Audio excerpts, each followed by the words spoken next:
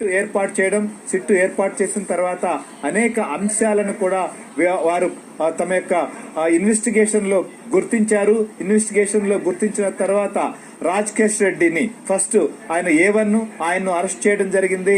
ఆయన తర్వాత మొత్తం మిథున్ రెడ్డితో కలుపుకుంటే ఇప్పటి వరకు కూడా 12 మందిని అరెస్ట్ చేశారు. ఈ 12 మందిలో కీలకమైనటువంటి వారుగా మనం చెప్పొచ్చు. ముఖ్యంగా ఏదైతే ధనంజయ్ రెడ్డి ముఖ్యమంత్రిగా జగన్ ఉన్నప్పుడు ఆయన ఏదైతే కార్యదర్శిగా పనిచేశారు. అలానే కృష్ణమోహన్ రెడ్డి జగన్ కు ఓఎస్టీగా ఉన్నారు, ఆయన్ని కూడా అరెస్ట్ చేయడం జరిగింది. అలానే చెవిరెడ్డి భాస్కర్ రెడ్డి చంద్రగిరి మాజీ శాసనసభ్యులు, వైఎస్ఆర్సీపీలో ముఖ్య నాయకుడిగా జగన్ కు సన్నిహితంగా ఉన్నటువంటి నేత. సో ఆయన కూడా అరెస్ట్ చేశారు.